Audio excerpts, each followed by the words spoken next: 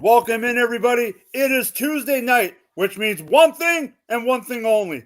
It is time for the Fantasy Cheat Sheet presented by Going for Two Live. But before we get started, you know one thing. I got to hit that button.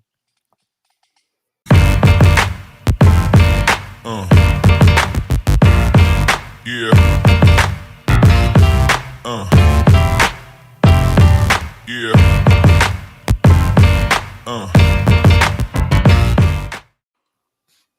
What is up, everyone? Like I said, it is Tuesday night, which means it's the Fantasy Cheat Sheet. Let's just get straight into the cast and the crew. Jamie, what is going on? I know you're still riding the high from beating those Miami Porpoises. What is up? Yeah, I couldn't believe it myself until it actually happened. I had to double check the scoreboard a few times just to make sure it was real. But welcome into the cheat sheet where bad decisions look just a little bit smarter for you. But we're headed into week 8 already. We've been scientifically proven on this show that makes people talk trash louder, and even benching the wrong guy, you can still call yourself a genius.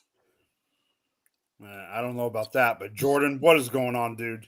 Not too much. We're heading into another week. I had a mixed bag of my teams this past week, but hey, the NBA is back. I'm happy that that's here, and I'm ready to talk some fantasy football with you guys tonight. Okay, Raul, the basketball fan. What is up, my dude?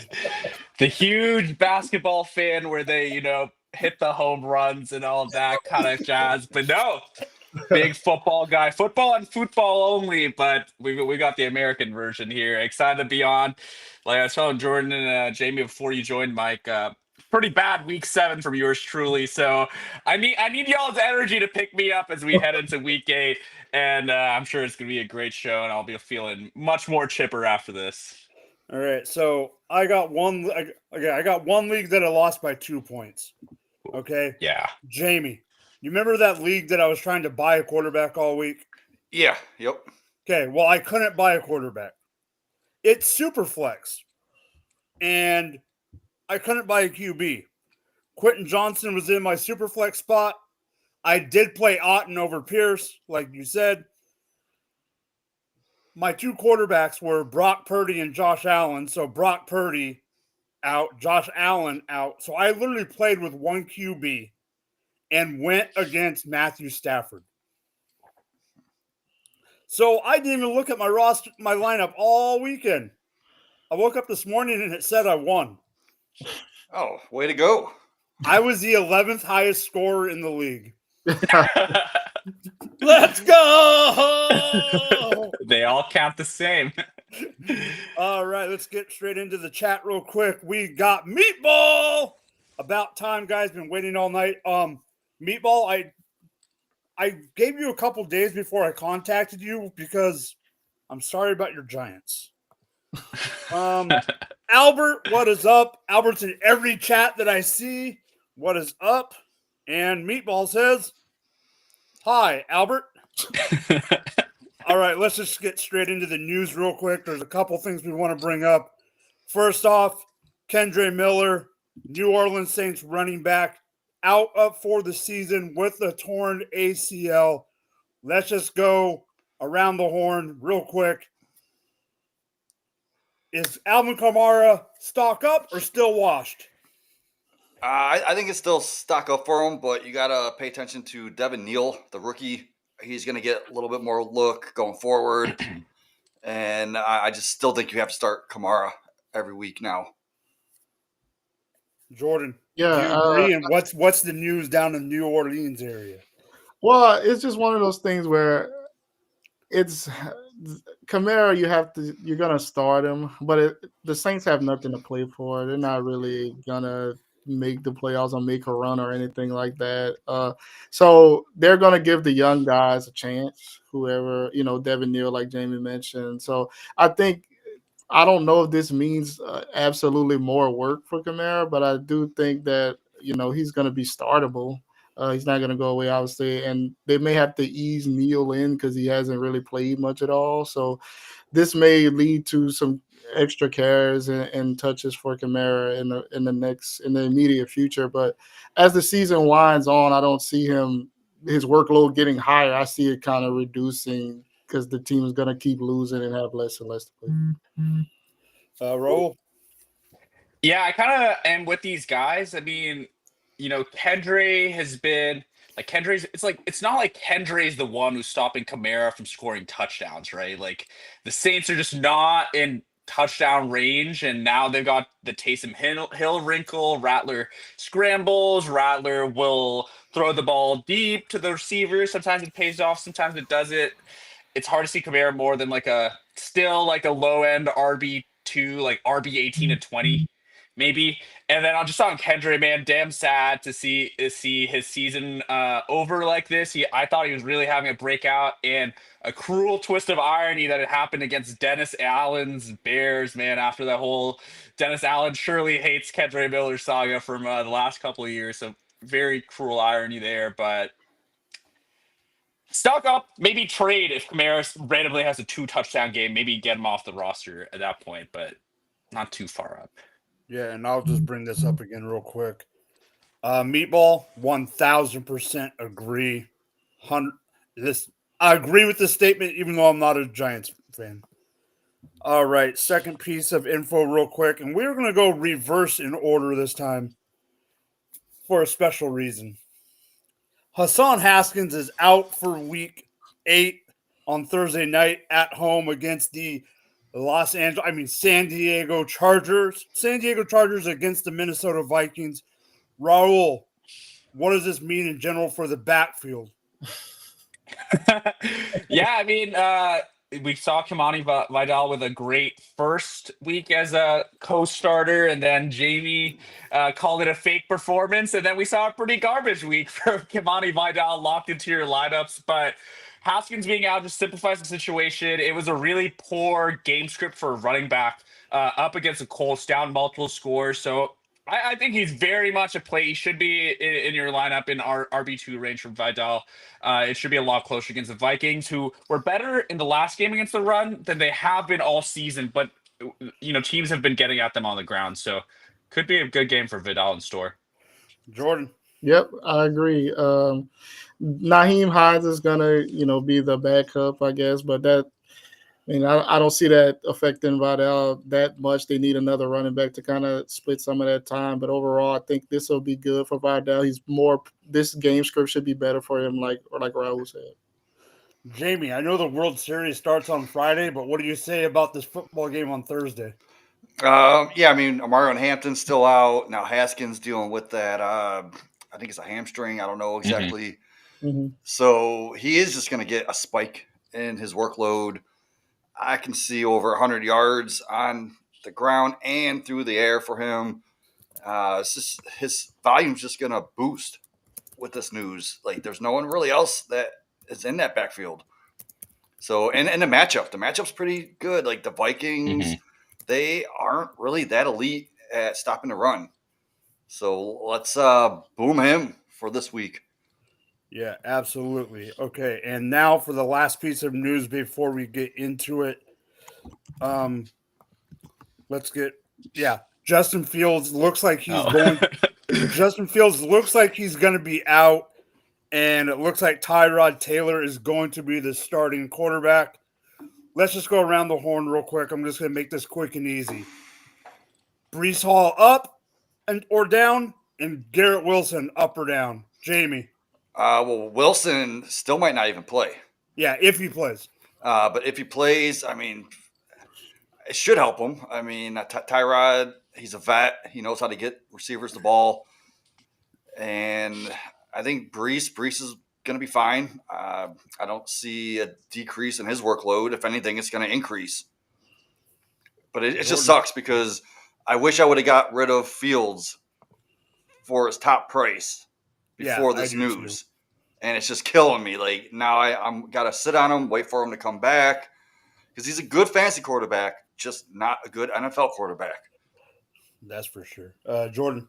Yeah, I don't know if this really helped. I thought it would help both guys. It just hasn't looked like it helped Breece Hall. The one thing that if the Jets ever do get to the red zone, maybe Breece has a better chance to score a touchdown now without Fields. But they have to get to the red zone or inside the 5 or whatever. So that's going to be a struggle. The offense still struggle with Tyrod in the game. Obviously, having no weapons doesn't help. So I'm not really. I was more optimistic a couple weeks ago that he could help when Fields was out, but I'm less optimistic now. I don't think their stock drops, but I don't think it gives them any boost at all. It might just be, and for Garrett Wilson, it might be worse because Tyrod might spread the ball around a little bit more. Rahul. I actually do think it's a boost to both players. I mean, if I'm not reading this wrong, they haven't scored a touchdown in the last 2 games, right? It's like they haven't scored a touchdown in 2 games, man. So it's hard to see it being worse. And I just think Tyler Taylor, while he is not going to have like the high ceiling explosive plays that Fields and the type of quarterback that Fields can give an offense, like they're just going to string more plays and more first downs together on a regular basis. And specifically the Brees, like I'm hoping this turns into more checkdowns. I see 2 receptions. I'm not sure the target number in the last game, but I actually do think it will be better for both players, Brees immediately and Garrett Wilson when he comes back. This Fields just didn't look like he could run an NFL offense consistently. So makes sense. Does it make sense for an 0-7 team? I don't know, but good for our fantasy assets? Question mark. So one thing I want to add to this discussion really quick. Did you guys see the comment by the owner, Woody Johnson? Yes. Oh, yeah. Oh, someone does not have confidence in a quarterback at all. Someone does still have $20 million guaranteed money for next year in the same quarterback. So just horrendous, man. When I saw that, I saw it to this afternoon on the way home on the bus on my phone, and I went, did he really just say what I think? Did I really just read what I think I read? But hey, to each to their own. Let's get into the rest of the show. Meatball says, as much as I don't want to say this, but it looks like the Chiefs are starting to get things rolling. What a difference Rice being. Yes, we will get into that in a little bit because there's more to that coming. All right, we got Monday Night Football takeaways. Let's get right into it. So Tampa Bay lost to the Lions 24-9, and Seattle beat the Houston Texans 27-19. Jamie, Baker, playmaker Mayfield. Yeah, so this Monday night, it was rough for Baker. Like his MVP run definitely took a hit this game. He only completed, 28 of 50 passes. He got sacked 4 times. That offense as a whole just wasn't finding a groove. So they fell behind early.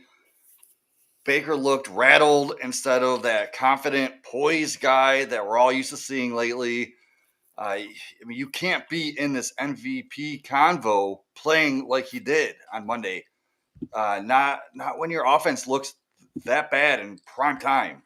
So honestly, hopefully he can get back to the strong previous weeks he's had. I know he's facing Saints weak secondary this week, so we're going to see a bounce back hopefully, but we just got to wait and see.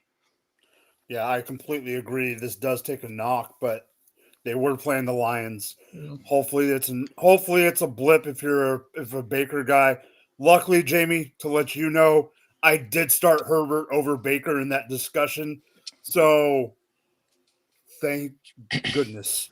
All right, Jordan, I am as disappointed as you in this one. I honestly didn't realize it was that bad because I got home at my normal time and the game was in the almost in the fourth quarter. And then I looked at the box score after the game and went, oh, take it away.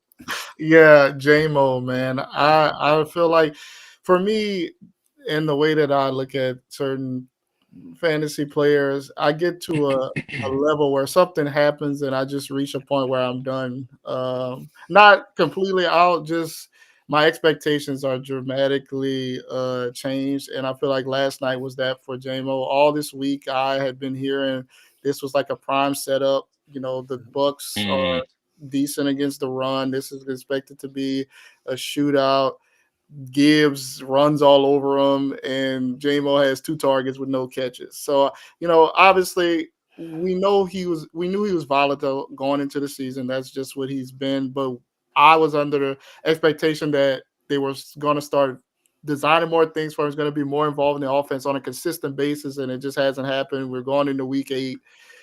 And most targets he's had all year, I believe, is 8, and that was in week 4. Then the next week after that, 1 target. Then he had 7. Then he had 2, and now they're on a bye. I don't know, man. I just reached a point where I don't have any expectations for him. I don't want to start him. Obviously, you're gonna have to later on in the season with bye weeks and stuff, but he's gonna have to prove to me. He's at the point now where he's gonna have to prove that I can start him, and I just don't want to do that. Yeah, luckily I got rid of him for Jaden Daniels trade, and that's even looking better right now. Even I know he's being dinged up, but that's still looking good. Yeah. All right, Raul, take it away with the running back that we knew would be the starter at the beginning of the summer. Yeah, absolutely. And that said, running back is Woody Marks of the Houston Texans. Pretty ugly game. I don't know if any of our non-Pacific timers, coasters, even bother to say. I actually totally missed the touchdown that Woody Marks had right at the end. I had the game long off by that point. But I think very key to note, not just from the box score, people take this conclusion, but Woody Marks started the game. He had far more opportunities than Nick Chubb, 10 carries to Chubb's 5. He had 5 targets as well. The game script just absolutely got away from them, and that's kind of weird to say in a game that was a 1 possession game. It wasn't too far, but just the gulf. The Seahawks defense was playing at a far higher level than the Houston Texans offense. And it comes down to that O-line. It's, to use a word that'll probably get this video banned since we're still pretty early on. So use whatever colorful language you'd like to there. So it might not even matter much, but I think Woody Marks has completed his takeover. Probably still not going to rank him too highly, but I think they trust this guy a lot. He's clearly the one easier explosive element, and neither of these are successful, but they had 2 very curious runs on 3rd and 4th down inside their own half to convert, and they gave the ball to Woody Marks for both of the attempts. Again, neither of them worked, but I think it's kind of showed that they trust him as a piece of this offense, and he's going to be the lead back. He's going to certainly be higher ranked than Chubb, but I don't think it's going to mean too much for fantasy just with how this offense is, and possibly without Nico Collins in the next week after he left with concussion. Yeah, for absolute sure. All right, from one running back room to the other running back room, which we have discussed a little bit this season already with KW9 and Charbonnet. Me, you, Jamie, I know Jordan's shaking his head, but me, you, and Jordan have talked about this about how we thought KW9 is it for 2 years now. I know we've had plenty of discussion about this, but I'm just going to say this. Why? This is such a freaking dilemma. It's every single gosh dang offensive coordinator. When you look straight at the numbers, like Raul brought up about the numbers for the Houston backfield, when you look at the numbers, they look deceiving in the sense that Charbonnet, 12 attempts, Kenneth Walker, 17 attempts, Charbonnet, 12 attempts, 49 yards, Kenneth Walker, 17 for 66. But here's the key. Who do you think they played at the goal line? Not the one we thought they would at the beginning of the year. No. They go and put Charbonnet almost every single time when it's money down, when they need a couple yards, even on 3rd and short, they're bringing Charbonnet in. That's one reason his yardage was low, is because they're bringing him in on situations that for fantasy purposes we love. Yes, you might not get the boom play, but you're going to get the safe floor and you've got the chance for a touchdown. I understand that this is Clint Kubiak. I understand that Mike McDonald wanted to run the ball more. That's why they fired Ryan Grubb last year, and they're still throwing the ball because, let's just be real, I know this ain't part of my take, but Jamie, you're from the great state of Ohio. JSN is a freaking beast. I don't care what anyone damn says. but this running back room drives me absolutely nuts. I think you're going to play both probably because if you invested in Walker, you probably have to. Mhm. But I don't like it. And if you think I'm amped up about this, just wait for the rant of the week because the PSA is coming. All right, Jordan, do you want to say something or straight into the real thing? Oh, we can go straight into it. All right, I just want to make sure. Yeah. I'm tired of this topic, man. Let's just go into it. All right, so it is time for real or fake. Jamie, just jump right into it. All right. So I'm not trying to get kicked off this show, but real talk. How many times can I actually say Daniel Jones or Jacoby Brissett are real? So before someone cuts off my mic, I'm going to switch it up. This guy, my guy, he just had his biggest game of his career. Orlando Gaston, 9 targets, 7 receptions, 164 yards, and a touchdown. 2 straight weeks with 7 catches. Not many tight ends in this league can actually bring you that much upside. He's 6'5". This dude's straight up a mismatch. He's got that wide receiver, tight end hybrid build, and that's just unfair to scheme against. Nobody really knew how to value this guy going into the year, going into rookie drafts. So I was scooping him up so cheap, sometimes even off waivers late in the 4th in my rookie drafts. I ended up rostering him in 16 dynasty leagues. Redraft, you can go get him for free right now. I got him in a bunch of best balls. But if you're in a redraft, go see if you can pick him up if you're lucky. Unless you actually followed my IDP Center show where I recommended picking him up week 5, you might already have him rostered. But he's basically quarterback proof. Just that size, his contested catch ability. But he's got an elite Justin Herbert throwing him the ball. Like, his stock should be sky high. Like, he's got that burst, the acceleration, the route running. Like, you don't usually see from a guy that's his size. So he The can athletic profile. yeah. But the dude can make plays after the catch. He can line up anywhere, put him in line, in the slot, out wide. It doesn't matter. Like, he's the kind of weapon defenses just can't scheme against. And I started him in a handful of leagues this week, including the Scott Fish Bowl, where he dropped over 50 points. And I'll also be starting him again this week, Thursday night, versus a Vikings defense who has given up big games to tight ends. So, Jordan, what is your thoughts on Gaston, and can he keep up this high target volume? So I believe he is the real deal as a player. Like, I think he's a good player. I think the one thing for me that gives a little cause to pause is that, well, one, he's a tight end, so obviously we always looking for production from tight ends. But with the Chargers, man, with all the other weapons they have, like the first big game he had last week. Well, not first big game, but the game he had last week, Quentin Johnston was out. So it was interesting to see what would happen this game. They were trailing, so obviously Justin Herbert threw the ball 55 times. I know that's not something they really want to do. Amarion Hampton being hurt kind of thrust them into more of a throwing, like we discussed a couple of weeks ago. But I just wanted this offense. It kind of leads me to be like Keenan Allen had kind of been absent for the last couple of weeks, and then he shows up with a big game. It's kind of somebody on a weekly basis in that offense is going to be left out of it. It was Quentin Johnston this week. So, I think it's just one thing to kind of figure out. I think they're all going to be good at certain points, but you never know exactly when that week is going to be for whatever pass catcher on the Chargers team that's not going to be able to meet expectations. So I do think he's definitely worth picking up, having 5 weeks coming up. He's been productive, so you don't want to let somebody else pick him up.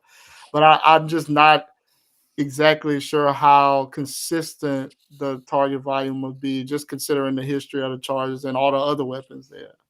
Okay, before you go with your fake player, I got 2 things I need to bring up. One, did you say he's quarterback proof? Yes, he is. How do you know he's quarterback proof? He's had one freaking quarterback. It's his profile, man. The size, the contested catch. You just Okay, toss the and ball up. two. You said he's you got. I know Raul's gonna know where I'm coming with this one. You said he's your guy. I'm gonna call Harold Fannin on your ass and rat you out. Well, if you look at my roster percentage, I think I only got Fannin in like 11, 12 leagues, but I got Gaston in 16. His mom's gonna be so mad at you. Yeah, I'll hear about it tonight. Well, Okay, will go say- with your fake player. Go with your fake player. All right, so my fake player, I got a duo for you on this one. It is Tetaroa McMillan and Xavier Leggett. So Leggett just dropped his best game of the season, right? 9 for what he had, over 90 yards and a touchdown. He had a 41% target share of this game, while Tet basically vanished with 3 for 33. So here's the deal. It all came down to volume and matchup. So Leggett got fed 11 targets, operated underneath, moved the chains. He made some plays after the catch. He was the safety valve and like that spark plug in that offense this week. And then you got Tet. Yeah, Tet got sauced. yeah. Yeah, like Literally. Gardner was glued to him all game. That's like trying to run routes in a straitjacket, for real. So when Sauce Gardner shadows you, you're not seeing clean looks, and the Panthers didn't even bother forcing it to him. So the ball just kept finding Leggett over and over instead. And credit to Leggett, like he took advantage, like super efficient, made tough grabs, found the end zone. But McMillan, he's still the guy, long term and short term. But this week was all about Leggett making that noise. So don't panic on McMillan. I mean, you got to give Leggett credit, though. The kid balled out. I just don't see it happening very much going forward. And bottom line, like, Leggett got space, McMillan got sauced. And, like, that was the story of week 7. So, Raul, can Leggett be a legitimate flex play going forward? Or was this just a result of Tet's matchup? I think it was a result of Tet's matchup, which we did call out last week on this show that we should be fading a good game from Tet McMillan up against that exact matchup, and probably the game script too. I think both running back combined for maybe 30 attempts, if I'm not mistaken. So I think Tet will bounce back. Fake performance. If anything, like we talked about with Tyrod, I mean, Bryce Young is certainly leagues ahead of Justin Fields, but Andy Dalton might be a little bit more consistent in finding his first read. Young has shown some ability to create after the play off script, and maybe that features some of the other guys, but I think Ted will be just fine. Leggett, better in best ball.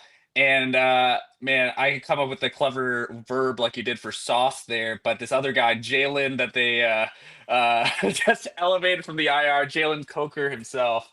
He only had a 40% snap rate. If I believe that's right. And ramping up clearly from injury. I think he's going to go in and be the starting slot, a position that they desperately need filled after the departure of Thielen. Just connection we saw with Bryce.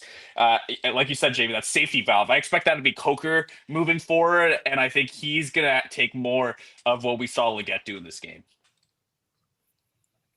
Yeah, for absolute sure. Agree with both of you on that one. Jordan, why don't you... Okay, so to set this thing up, I have to set this up. I literally have the show sheet up on my phone, and I'm researching stuff on my computers, on my freaking laptop during the third quarter of that game, the late game. And I'm like, oh, I see someone I want to put on the show sheet. Oh, literally, he just hit enter because it was blank when I looked. So I messaged him, and he says, great minds think alike. But do they? Jordan, take it away. DeAndre Swift, man. And he has had back-to-back 100-yard games. I think his performances. I'm not saying he's good for 100 yards every week, but he started off the year very bad. So I think now he's kind of the run game is kind of picked up. Even Kyle Manung guys, he looked good in this last game. I think that was more of a win. The wind was horrible in that game, and obviously the passing games for both teams was pretty bad. But yeah, so I think moving forward, especially in the next couple of weeks, Swift has a really good schedule. He's playing the Ravens, the Bengals, the Giants, and then the Vikings. So you can get. I think that'll be four good matchups, 4 decent weeks for him. You can kind of use him, and then if you want to try to sell him high at that point, maybe you can, or maybe you sell high after another game. But I think his schedule gets harder as we get closer to the fantasy playoffs. So that would be a time to get rid of him before then. But I think you can definitely use him with the way he's been more involved in the passing game as well. He's running the ball very well. So I think he's here to stay at least for the next several weeks. And if you want to, try to pawn him off before the schedule gets tough again, or Kyle Manan guy continues to eat into his work. Which I don't see that happening now, but I know a lot of people are believing that could happen. So, All right. Let's do this. Let me get back on camera so I can tell Jordan how I really feel. All right. So I didn't know where you were going. I didn't know how you were exactly going to take this. And depending how you said it was exactly how I was going to take this, because I 100% agree with you with one thing. I'm waiting one more game, and I'm selling him because I do think he's for real. I do think he's I do think that this offense is finally turning around.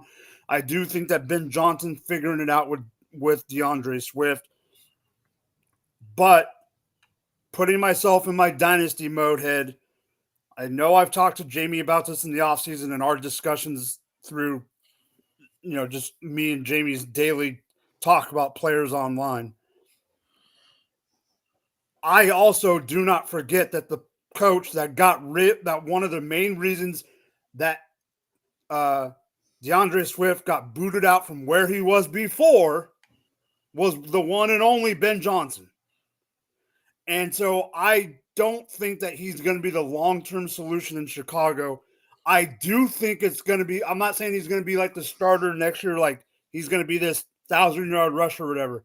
But I do think that Kyle Manungai is going to keep eating through his workload. So that's why I would try to sell him after one more good game. Or if someone's willing to give you the booklet on him, do it now. But I do think that it's going to increase to your point, and that is who are the next four? Because it's Bengals in no order. It's Bengals, Ravens, Giants, and Vikings. But then his playoffs are absolutely brutal. Green Bay, Cleveland, or I guess week 15. Yeah. So Cleveland, Green Bay, and San Francisco. Yeah, I don't want if I can get someone else. Swift isn't the guy I want on my roster then, but Jamie and Jordan both know this, Raul. I was a Swift diehard from the jump, so I got Swift all over the place, and I'm not able, I tried to get rid of him in a league that I'm not doing good in. I had him and Javonte, and I said, hey, who wants these guys? And still, no one's asking for them, but it is what it is. Jordan, take it away with your fake. Yeah, I need to go back and look. Oh, yes, my fake, Pat Freiermuth. Performance of a lifetime. Performance of a lifetime after being on the back of a milk carton for the first 6 weeks of the season. So I don't really need to go into much. Aaron Rodgers, someone who as watching him as a Packers fan, rarely threw it to the tight ends as much through all 4 of his touchdowns, I believe, to tight ends on Thursday night. So, yeah, I'm not buying into that. Freiermuth was playing the least amount of snaps out of all 3 of the tight ends. Jonnu and Darnell Washington was playing over him. So he had a good game. He was open, busted coverages on one of the long touchdowns at the end. Don't buy into it. I don't see this really changing much. And how many times will Aaron Rodgers throw 4 touchdowns moving forward? They don't play the Bengals every week. So I'm not buying into Freiermuth. Yeah, I 100% agree, and that would be take it away, Mister Pirogue. Yeah, man. I honestly thought Jonnu Smith could have had his best game last week of his career. Like the Bengals, when I looked into it, they allowed the most fantasy points to tight ends, averaging about 18 full PPR points. The Steelers, they really needed to get a second pass catcher going besides DK, and just nobody seen this game coming from Fryermuth. Like he won't ever see two touchdowns again in the same game. He was only seeing about 10% of the target share going into this game, and he wasn't even seeing many of the snap shares like you mentioned. So this big game was basically the result of the matchup, and it's not going to happen again. So 100% agree. Fake performance. Yeah, 100% agree as well. Raul, I am staring at you right in the eyes when you talk on this one.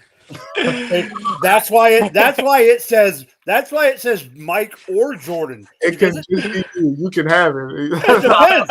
It depends where you go with this. Take it away, sir. Oh man, maybe we should skip or You're good. my real player is gonna be Travis Kelsey, who had 3 catches on 3 targets for 54 yards. It was the leading receiver. Well, let's say that as the Chiefs blew out the Raiders 31-0 in a game that Mahomes was pulled at the end of the third quarter, and I've literally never seen this in my short time watching the NFL, but the Chiefs started kneeling on the wrong side of the 2-minute warning, man. Like it was like an absolute beatdown. But Travis Kelsey is someone that I'm concerned, despite, like I said, leading receiver on the team. I'm very worried for Kelsey's floor, certainly. Kelsey's floor is a fantasy asset as Rashee Rice returned and became like that dominant first read target for Patrick Mahomes. It's just the area of the field that Travis Kelsey operates in has so much competition, like the aforementioned Rashee Rice, who's really doing a lot of the things that we saw Kelsey just literally be the best stat in the league for years and years. Juju is also just not going away. Juju, Hollywood Brown both get like their share of the targets as Mahomes, being Mahomes, is literally able to find whoever he wants. And it's not really that offense that like has to arrow in on certain guys. But, Mahomes still did have 35 attempts in 3 quarters of football as the Chiefs have been near league leading at, a neutral pass rate. Um, I just worry for that we're going to see more of these, 3, 4 catch games for Kelsey. You're betting on a touchdown. And, when if and when the Chiefs make the playoffs, there you go, Mike, little tidbit for you. But as they make the playoffs, that's when Kelsey is going to start exploding, right? Like, this is a team that has bigger fish to fry than our fantasy football regular seasons. And I'm going to be a little bit worried on Kelsey moving forward. First mention, though, of the show that it is National Tight End Day upcoming. So Travis Kelsey's probably getting that touchdown this week. But after that, be a little worried when you jam it into your lineups. Mike or Jordan? Go ahead, Mike. I'm gonna keep it nice. I'm gonna keep it nice, sweet, and short. You're 100% right, and I hate it. You're 100% right because they don't need it. I mean, they need him when, like you said, they'll need him in the stretch run, but they're going to use him more as a decoy than anything because he can go ham if he needs to, but with everything they got, the way Rashid played coming out, not even being 100% with the team yet, that's going to be scary if he gets on all cylinders. Yeah, I don't think I'm not starting. I have 2 leagues that I have him in, and I'm not starting him in either one. One is a must, obvious. One is McBride, so that's no. McBride is on bye. McBride is on bye. I'm aware. And we're playing Washington. More about the bye coming later. But yeah, I 100% agree with you. This proved what I was afraid of, but I'm okay with it as long as we keep winning as a football fan. Yeah. I mean, this is probably exactly what the Chiefs, the NFL team, want, and it's not what us, the fantasy managers, want. Yeah. So Travis Kelsey is my real, and moving into my fake, I'm gonna go with Romo Doomsday. We kind of talked around the topic, but this last game against the Saints, not only was it a bit lopsided, but the wind was absolutely horrible. The Bears leaned heavily on the run, 40 rush to 26 pass attempts, and only 15 completions from Caleb Williams, who he's been a little shaky. He's up and down. I don't think he's like Drake May has broken the barrier and is a good, if not like, strong NFL quarterback. Caleb Williams is not at that point yet, even if the fantasy production has been there because it was rushing. So the connection hasn't been there. But even when you see like some of these missed connections to Romo Dunze, they're deep shots down the field that, are underthrown. Odunze does have a bit of a drop problem. I'm not going to ignore that. He could be better at the catch point. There was a long touchdown against the Commanders that was overturned due to illegal formation penalty. So the explosive looks are there. He might not be that wide receiver one that I was certainly hoping for, more like a higher end two with, these kinds of games. But I'm not worried about Roma Dunze at all. And in fact, and hoping Lamar Jackson would be back. I'm in fact hoping for him to, have a huge game in this upcoming week against the Baltimore Ravens. But I think last two games quiet from Rome, but I think they're fake. And well, what do you think on Roma Dunze there, Jamie? So I think Rome is the alpha receiver in this offense. He was seeing like over a 25% target share on the year. He only seen 6 targets this game, but like you said, it was a windy game, and he came down with two of those targets, I think for 30 yards, 33 yards. But the real story, like his usage, it was elite. He was getting what, like 9, 10 targets a game, sometimes 11. And like he's running routes all over the field. So I think that's why the production is about to get real. Like week in and week out, I can see 10 or more targets for Odunze going forward. Yeah, for sure. Rome, you guys both know how I feel about Rome. All right, so for my real player of the week, and I just clicked the wrong one, so let me pull this up real quick. All right, so my real player of the week is none other than Marvin Harrison Jr. Did he have a great week? Absolutely not. 7.8 fantasy points in full PPR, 7 targets, 2 catches for 58 yards. But here's what I want to bring up. Trey McBride, 10 catches, 12 targets for 74 yards with, yes, I'm going to give you a little bit of credit here, and I don't do this very often, sir. So I'm going to do it. Let me pull you back on screen. With Jamie's buddy, Jacoby Brissett at quarterback. It is a Trey McBride show, and I don't care what anybody says. But here's the problem. Even Marvin Harrison knows this. Even with Kyler Murray at quarterback, he wasn't the show either. I don't think he's gonna bounce back this year. I do think it's gonna be McBride and nothing but McBride in terms of fantasy goodness for this passing game. This offense is in flux. This team is in flux. I just don't see any goodness coming out of this like we thought, or some of us thought. I thought MHJ would have a bounce back year. Raul, am I wrong? I think you're absolutely right. Trey McBride, like quite simply, is a better player, the better receiver in a system that is designed to feature the tight end. Right, Drew Petzing is of the Kevin Stefanski tree. The Browns and the Cardinals lead the league in tight end usage. So I don't think it's any surprise that in the hierarchy of the targets, I certainly expected a better year, but I was definitely hesitant at his redraft cost that we could get into this. And just, man, like the targets are simply not there. Like, he has nice moments on film. He has some bad moments on film. I think he's been better than last year. And I still, don't think it means enough for fantasy points. I think he's just going to be this frustrating wide receiver 3 type that might have a couple long passes and a touchdown, because that's how they use him. If they want to move the chains, they give it to Trey McBride. And now McBride's also, feasting in the end zone, beating all those regression models up. I think you're absolutely spot on with this one, Mike. All right. And for my fake player is Mr. And this is why Jordan, I put you on here for a reason, but not in a bad way. Davante Adams. Here's the thing.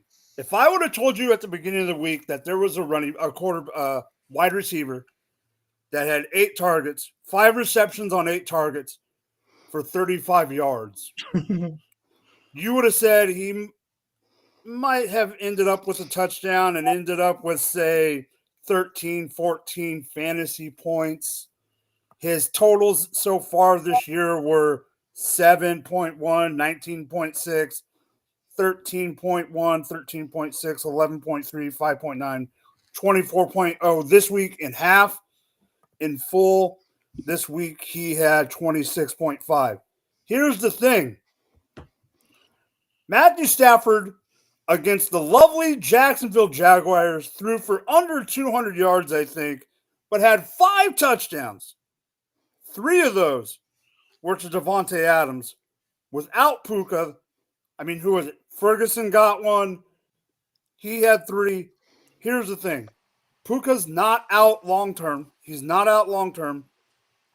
And even being hyper-focused with Davante Adams, he's not going to get this kind of production again. And if someone is willing to buy him at thinking he's going to get this kind of production or close to this production, sell him, because yes, he's a buy for like a dynasty team that needs a vet. But if someone thinks they're good, that's willing to overpay for him because of this game, go for it. Jordan, what do you think?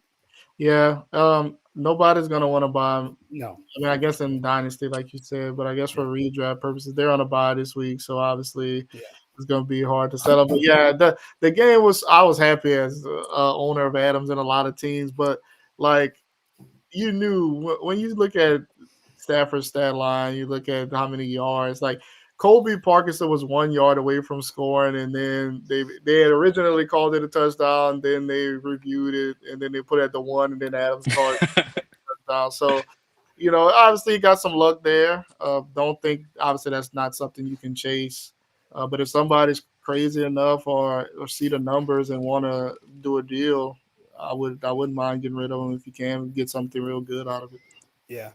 All right. So it is time for our good old host choice.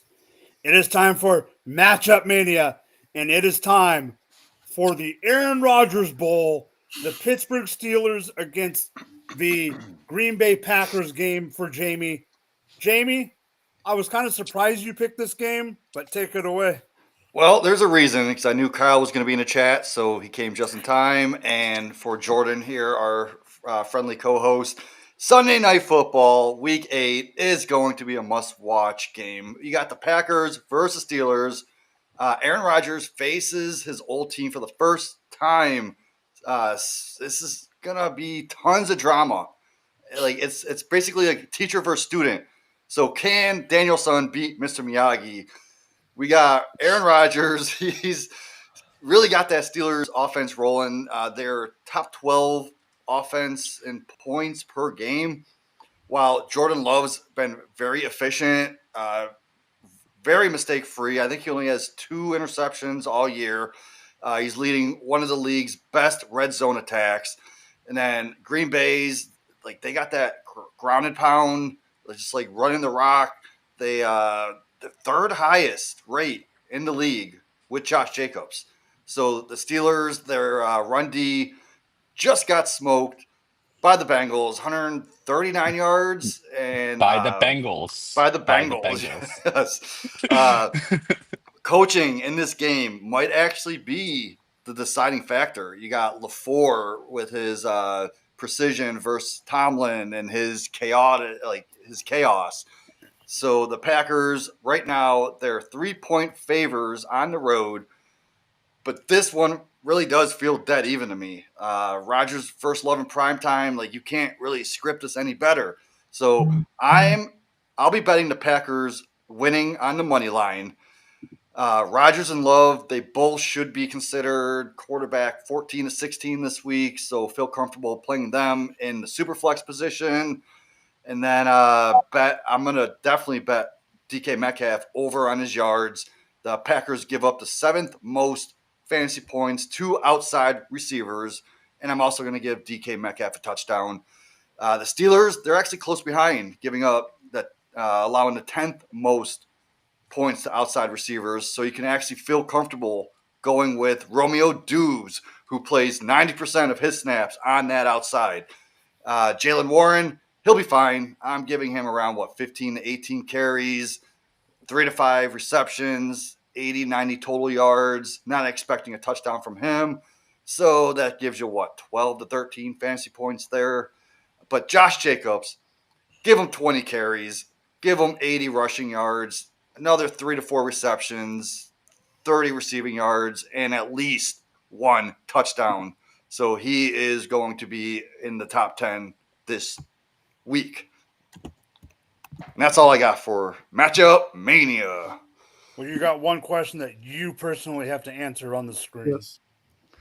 Kenneth Gainwell, no. If you only need 3-4 points floor, yeah, go ahead and put them in with these bye weeks coming up. But I'm not feeling comfortable starting them. They showed last week that they're going full go with Warren. And yes, Kyle, he did say that. Surprisingly, Jamie has come to the dark side. It's the matchup, man. I'm telling you. Or the bright side if you're a Packers fan. All right. Let's see. Jordan, I actually had a conversation about this exact topic with someone at work who is not a fantasy football fan, but just a straight football fan. And I 100% agree with this. Take it away. Yeah, Jalen Hurts came out last week throwing the ball. His receivers, I assume, were happy after this last game. No complaints there. Saquon isn't Saquon, as we know. The Eagles' run game isn't what we thought it would be, or we signed up to be when we drafted Saquon. So I think this week, this matchup against the Giants, the Eagles owe the Giants a butt whipping after what happened a couple Thursdays ago. So I think that they'll kind of cash that in, but it'll start with Hurts being a catalyst, kind of airing the ball out this week against the Giants secondary. A couple of guys got banged up last week. Javon Holland, I think, and Paulson Adebo, they both were hurt. And just in general, the Giants pass defense wasn't good, like that good. So nothing to fear when they're all healthy. So with a couple of guys banged up, I expect Hurts to kind of feed off of his last week's performance and kind of lead them to a win over the Giants using his arm. Yeah, I 100% agree with you on that. So now it is time, Raul, for Boom or Doom. That's And right. why don't you take it away with your Boom running backs? That's right. I mean, you guys on the show must know that my process is clearly go to week 8 or the next week and then see who's playing the Dolphins and then see the running back for the team playing the Dolphins. And lo and behold, it's Bijan Robinson, man. As I was scrolling through the schedule, I was like, okay, I can't tell people like, yeah, boom game, Bijan Robinson. I noticed another matchup, and it was Indianapolis Colts against the Tennessee Titans after Jonathan Taylor just had his 3rd hat trick of touchdowns in the season, man. 7-game season. So I'm just gonna do it. Get in, out very quick here. Elite RB1s are going absolutely nuclear in week 8. If you open your fantasy matchup tomorrow and you see you're going against Bijan or Jonathan Taylor, just add another 10 points to the opposition's projection and then make your lineup decisions. If if you're debating that floor option or that high upside boom, maybe go for the high upside boom because you're probably going to need both these guys. I think going for 25 plus, 30 in range, 2+ touchdowns. All right, you better hope you have them in week 8 because they're about to smash. All right, so before you go with your Doom player, let's stay on the topic of elite running backs. Tyler Algier or Kenny Gainwell this week? I'd go Algier. Yeah, based Algier all on the way. matchup. Yeah. You agree, Jordan? Yep. All right. Consensus, Tyler Algier. And now take it away with your Doom. Yeah, my Doom for this week, on the back of a pretty disappointing game, I'm going to go with Jacory across the Merrick Bill against the Kansas City Chiefs. This is on Monday Night Football, which is really a frustrating time as we navigate the Jaden Daniels injury against hey, all these doubleheaders are gone. All these options are gone. It's just one option that's rostered in every league. Patrick Mahomes on the other side. So it can be very frustrating. I hope we get some early news on Daniels. But when it comes to the run game, with or without Daniels, I have to be worried about how Krosky Mara is going to do this week because the Kansas City Chiefs have really clamped up the true RB1s on the opposing team, especially in the last 4 weeks. Ashton Genty, the duo of Gibbs and Monty, Travis Etienne, and Derrick Henry have all been clamped up. It's only Justice Hill who randomly had a 26-point game against the Chiefs in that Henry game. Saquon Scatterboot did well early this season. Hampton did not, but in the last 4 games, the Chiefs have locked up the opposition's running back one. And so I would be very worried about Krosky Merritt. The Commanders' defense has not been too good. Chiefs have been fantastic on offense in that same run. Could lead to another game script that we don't, does not favor JCM, especially if Daniels is out. This could, get ugly quick and, we could see Chris Rodriguez cross the goal line for his touchdown. So I'm fading Bill this week, which pains me to say, but I think it's the smart call here. Yeah, for sure. All right, let me make sure that we are where I think we are. All right, it is time for the annual PSA of going for 2. And that is the rant of the week. Jamie and Jordan have been here for this one, Raul. You have not, but let's just get right into it. NFL, I have one request. Get your head out of your arse! This whole freaking bipocalypse stuff needs to knock it off. Why in the heck do we always have 6? Okay, we talked about it before the show. I got to line up with 7 on a start 10, 7 guys on bye. I know you guys have some of the same exact problems. Why? Because the league wants to do this freaking spread bye weeks from week 5 all the way to week freaking 14, which is 6, 7, 8, 9. 9 weeks. There's 1 week where there is no bye. I think it's Thanksgiving week. And then 9 weeks with buys. And then you have 32 teams in the league, right? Why do we need 4, 2, 2, 6, 4, 4, 2, 4, 4? Like I've said before, Roger Goodell, open your ears, get a Q-tip, take all the wax out of those damn crusty old ears of yours, and listen to this. 8 weeks, 4 teams. If you don't want to hold division, fine. 8 weeks, 4 teams a week, and you would have this solved. And you make all this money on fantasy football. You have all these casuals. Yes, we're degenerates. But you make all this extra money on casuals that play fantasy football. And the last week before the playoffs, in some leagues that have extended playoffs, the first week of their playoffs actually happen to have bye weeks. This needs to knock it off. I don't know who I need to go complain to. I mean, do I need to go to New York myself and just sit out in front of the office until Roger Goodell comes out? I don't know. but this needs to stop. I think the league is going to stop this soon, partially because if we go to 18 games, I think we're going to go to 2 bye weeks, and I do think they'll change the structure then. But if they don't do that, something needs to change. I get that they have teams that, like, for instance, the Rams were just in England. Their game, they got to pick. If you have an international game, you get to pick if you have your bye week that week or not. But something needs to change. I don't know why this has been going on for so long. This bugs me more than the Monday Night Football doubleheader, which is a whole nother debacle. Well, all I'm going to say in closing is bye, bye, bye. That was definitely a Jamie-ish line right there. I've been saving that thing all night, all day long. That's been in the arsenal all day. I'd be lying if I didn't say that was rehearsed. You nailed it. At work, it was rehearsed. All right, so it is time for people to pay their dues. Let's go to the QR code, and boom.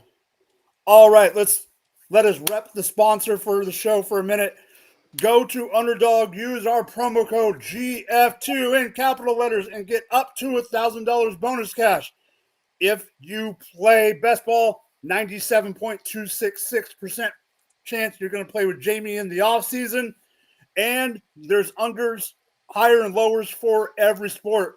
Hockey, MMA, soccer, basketball. Yes, I am looking at the TV for my over-under right now. Make the free throw. Oh, it's not a free throw. Dang it. All right.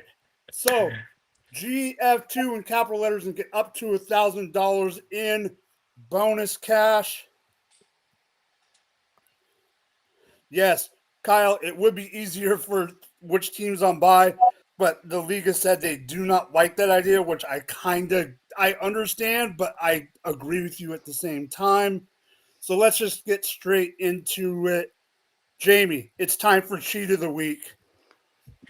I absolutely love this one for obvious reasons, but I almost brought him up in real or fake so take it away. Yeah, so I've been saying it the past couple weeks on my other show. You need a stash for Shard Smith. He's actually been earning more trust in this Chiefs offense. The snaps, I believe, were 35% in week 7, and he's finally turning those touches into real yards through the air and on the ground. He is quietly becoming a sneaky PPR pickup. He caught all 5 of his targets, and he had over 80 total yards. I know this game was a blowout, yes, but I can see this guy working his way into that Jerick McKinnon role that we all used to love back in the day. I think you're 100% on the money with the Jerick McKinnon call. Jordan, who is your waiver wire player of the week? Tez Johnson with the Bucks. Obviously, Mike Evans suffering the injury like we mentioned earlier. That's unfortunate. But Johnson will get more opportunities from this. Obviously, Ibuka played last night, and Tez was still able to be productive as well. Godwin, he's going to still be out as well. Baker looks like he's targeting Tez a lot. So he has to throw it to someone else besides Ibuka, and it looks like he's proven himself to be that guy. Him along with Cade Otton are some of the targets and if Cade Otton is available, pick him up as well. But yeah, I like Tez. Big play threat, touchdown threat. So yeah, pick him up. Yeah, 100% agree. Unfortunately, there's all the injuries, but that's the way the NFL is going this year. And Raul, go for it, my dude. Guys, I simply must emphasize that week 8 is National Tight End Day. So I am going to recommend that you pick up Dalton Schultz of the Houston Texans, who very quietly, I mean, this guy is like the most jaggiest of the Jags, right? He is completely unremarkable, cannot break a tackle or save his life, but he's a reliable target for CJ Stroud. The 3 games leading up to last night, he had 6 targets each. Didn't convert for too many yards. 60 yards against Baltimore. But then on Monday night, 9 receptions on 10 targets for 98 yards. Again, the Nico Collins left late in the game with a concussion, so Schultz was getting his like while Nico was still there. Disappointing to me that out of the bye, they didn't feature Jaden Higgins, and Jalen Noel got some late yards, but Jaden Higgins went without a catch. I would have liked those guys to get the opportunity, but for now, Dalton Schultz is the trusted player, an offense that really needs a lot of quick outs, right? Like a lot of like catches by short area targets. So then Dalton Schultz is certainly in play, especially if Nico misses, and even might be in flex consideration over, your running back 3 types or those boom bust wide receivers if you need that kind of floor play. And again, it is National Tight End Day coming up this Sunday, so start all of your tight ends that you can, and Dalton Schultz might be one of those. Yeah, I 100% agree. What a great show. We're right at the 1 hour, 5-minute mark. Perfect timing. Let's throw it around the horn real quick and we'll get out of here. Raul, take it away. Guys, great show, and thanks to the viewers for watching. Y'all have certainly picked my spirits up, and let's all go out there and have a great week. Yeah, great night, guys. Yeah, and good show, guys. We was rolling. My Lakers are on. I'm getting ready to go watch that. Make those waiver claims. And I'll talk to you guys next week. Jamie. Yeah, just remember, if it's got you fired up, we want to hear about it. So slide it into the comments. Next week, we'll be back with more chaos. And yes, probably more reason for Mike to lose it. So stay tuned, stay loud, and stay ready for the madness. There's always something for me to lose it over. I mean, let's be real here. I'm friends with you, and I don't know why sometimes. All right, you guys know where to find me. Like Jordan said, I'm going to go watch some basketball. But while I'm doing my watching basketball, I got to do my waivers because I haven't really done much. But that's what it is. For Raul, for Jordan, and Jamie, I am Mike. Everyone have a good week, and peace out.